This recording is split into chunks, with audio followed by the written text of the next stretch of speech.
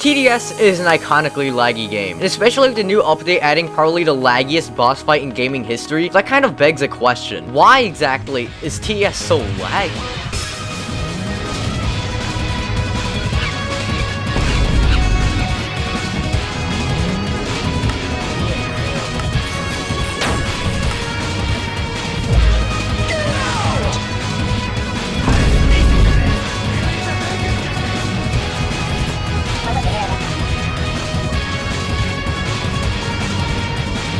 Let me start by stating the obvious. If your device is a fossil like an iPhone 6, it's probably gonna lag on everything no matter what. So disregarding device limitations, let's look at the game itself. TDS, as much as the players like to deny it, is a very complex game that really does have a lot putting it together. And while there are scripts and animations and all that, let's just start by focusing on the models. Models on Roblox are an interesting thing, because while 25 parts individually placed down will make a game run as slow as it takes Ninja Kiwi to add mod support, simply grouping these parts together will all of a sudden make the game perform 10 times better. Now, I don't know how TDS is built, however, considering the skill level of the developers, I would assume they know how to group parts together. And also, meshes and pre-made Blender models also do not take up many resources, so likely the models are not the issue for Tower Defense Simulator. The next potential culprits are the scripts. Scripts, as many people know, are basically the code of the game. TDS, as you'd expect, has many scripts. From GUI scripts to tower scripts, there's a script for nearly every feature in the game. But do these really lag the game? Yes, actually. If a game has too many scripts running at once, it can severely hinder the performance of the game. Having too many scripts running may cause unnecessary lag from features that aren't even in the game anymore. This is why developers remove things they aren't using anymore instead of keeping them all in some random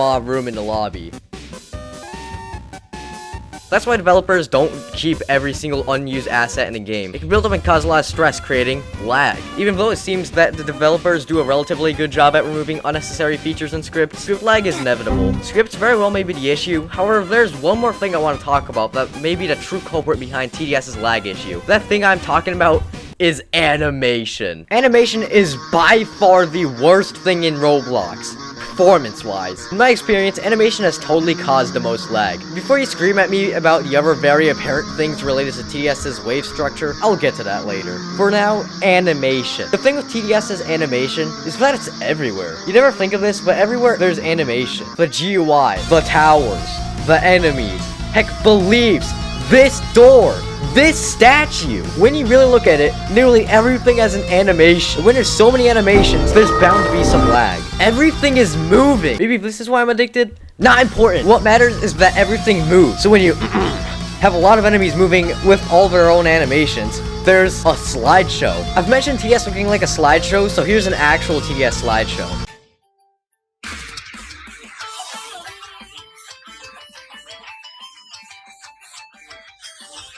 This is why this video took a month to make, dang it. As I was saying, animation is the main problem. That falls under Roblox specific problem. We're talking about the wave structure. There's no running from it.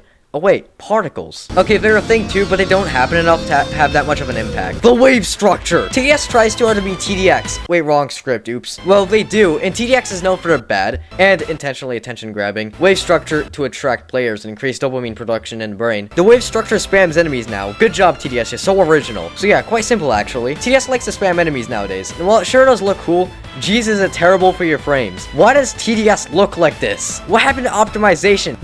What are you to do with optimization when there is a wave structure with 15 duodecillion breakers being sent out within a 30-second time period? All of those animations! Yeah, so TDS recently has decided to sacrifice its already terrible performance for crazy amounts of enemies that make you feel like playing the game 5% more. That's a video for another time. But for now, wave structure! Now that you fight the entire population of India during the average falling game, pretty much every problem comes into play. The scripts from the enemies, the animations for everything on the map, the models of all the enemies loading in. Everything is at once, and I'm about to crash.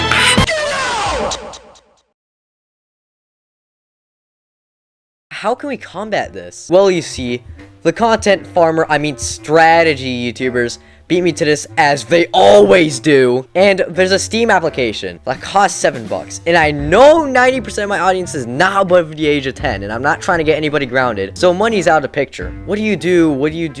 You know what? what is there to do? The mobile players were doomed from the start. Who cares at this point? Blockstrap is a computer add-on for Roblox, which I get my fonts from, stop asking, and has optimization features which greatly improve the performance. It's like the Optifine of Roblox. Mobile players, rest in peace. I was a mobile player for 2 years and I still play mobile Geometry Dash to this day, so I feel you. Speaking of mobile TDS, I noticed a lot of complaints from mobile players, which TDS, as everybody knows, is not suited for mobile. But why is mobile just so slow? Well, it has to mainly do with the size of mobile phones. They are mobile. This forces everything to be really compact. And you know, a key component in computers that a phone lacks? A fan.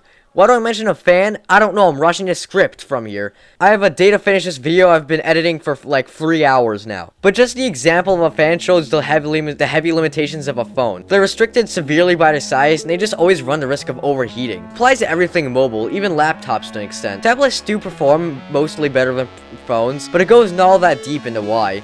Bigger tech equals more room for cool stuff. I'm not an expert by any means. I sprinkle on my research just a little bit, and most of this is just acquired knowledge. So, back to TDS now that we yapped about tech for a bit. What can the developers do? Well, I think we would mostly benefit from a low detail mode. You GD players out there would know. I know we kind of have this with low quality enemy paths, but how about basic animations, remove textures, although TDS doesn't do many nowadays, simple lighting, stuff like that. Something as simple as that would be nice. Please just find some kind of back-end thing. I don't know, there has to be something. But mainly a low detail mode would be an absolute game changer for TDS. But that's just about all I have to say on the topic. I know TDS is a super high quality game which causes it to naturally lag, but I feel like the developers don't pay attention to the lower end devices as much as they should. I'm done on this topic. Comment things I was wrong on, or things I did right, and please, subscribe. These videos take so much work to make, and sound super generic, but I'm freestyling this part of the script. Yeah, it takes forever to make these, so oh my gosh, I'm dying. Thank you for watching, and I really hope you enjoyed long end screen while I choke on my spit.